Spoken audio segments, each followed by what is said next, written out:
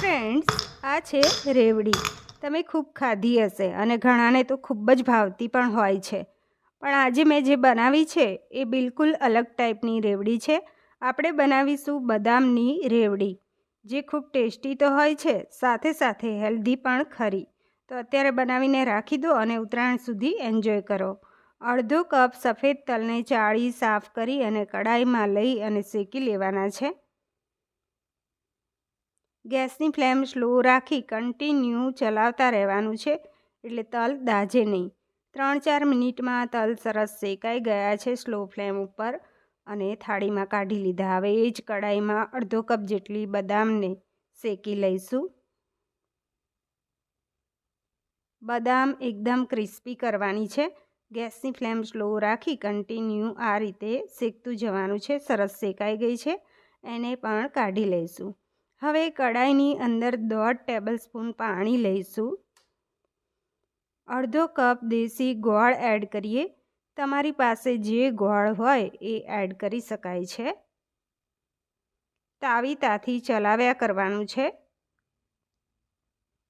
હવે આ પ્રોસિજર છે એ ઇમ્પોર્ટન્ટ છે. અહીંયા ગોળ કેવો પકાવવો એ તમારે ખાસ જોવાનું રહેશે. એકદમ બબલ્સ આવવા લાગે પછી અહીંયા અડધી વાટકી ઠંડા પાણીની ભરીને લીધી છે. એની અંદર આ રીતે થોડા ગોળના ટીપા પાડી જોવાના છે, અને પછી આપણે એને તોડી લેવાનો છે. જો તાર બને તો સમજી લેવાનું હજુ પણ ગોળને થોડો કૂક કરવો પડશે. જો અહીંયા તાર બને છે, એટલે હજુ પણ આપણે ગોળને થોડો કૂક કરીશું 1 થી 2 મિનિટ. ફરી પાણીમાં આ રીતે ટીપા નાખી જોવાના છે.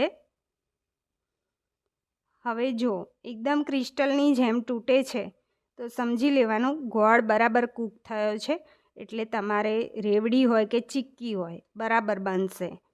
હવે 2 ચપટી કુકિંગ સોડા એડ કર્યા છે. મિક્સ કરી લેવાનું છે. મિક્સ કર્યા પછી તરત જ એની અંદર બદામ એડ કરી લેવાની છે. બદામ એડ કર્યા પછી તરત જ આપણે મિક્સ કરીને ગેસની ફ્લેમ બંધ કરી લઈશું, એટલે ગોળ વધારે કૂક ના થાય. દાઝેલો ગોળ પણ સારો નહીં લાગે ટેસ્ટમાં. બધું મિશ્રણ છે એ આપણે તલમાં એડ કરી લીધું. શેકાયેલા તલમાં એડ કર્યા પછી તાવીતાથી મિક્સ કરી લેવાનું છે. મિક્સ કર્યા પછી સ્પૂનની મદદથી આપણે બદામને સેપરેટ કરી લઈશું.